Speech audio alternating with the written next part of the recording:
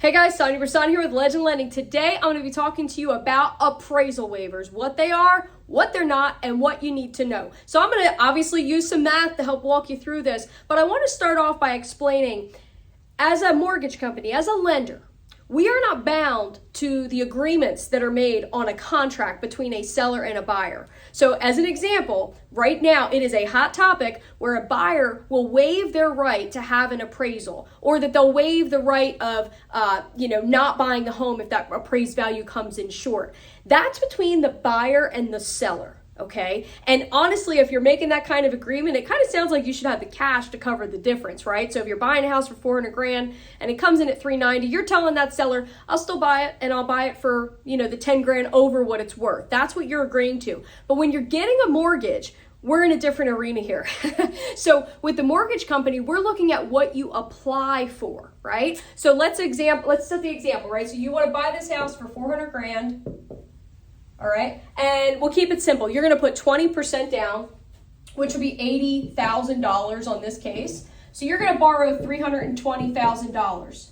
Okay, so that $320,000 again is 80% of what you're buying the house for, and we determine that by taking your loan amount and dividing it by your value. So loan to value. So 320,000 divided by 400 is going to be 80%, right? So you came to us for a loan and you applied for 320 grand under the pretense that this house is going to be worth the $400,000 that you're saying it is, because that's our collateral, so that's what we're expecting. Now, if the value comes in lower, what happens is now your loan amount is a bigger portion of value. So lenders are going to look at the lower of the two, what you're buying the house for or what it's worth. So as an example, if this thing comes in at 390, okay? If that comes in at 390, effectively $320,000 is now just about 82% of the value, okay? So now just to stop right here, because this is the question I get all the time. You have a buyer waiving their right to have an appraisal or waiving that spread, but then they have a financing contingency, right?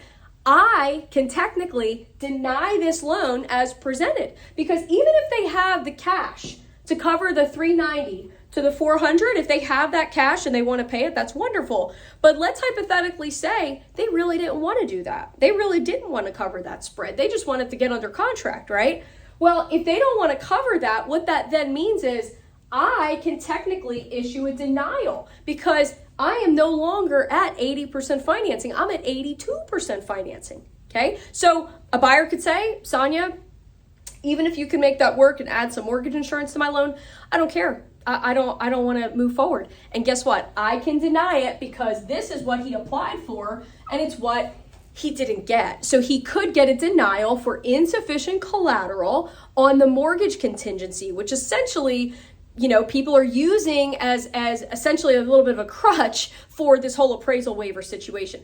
Now, with mortgage companies, there are chances where we may not need an appraisal on a property, but you have to be super, super careful on that, because those appraisal waivers, they are case by case. They're based on overall profile. So a borrower's down payment, credit score, where the property's located. There's some geocoding information in there.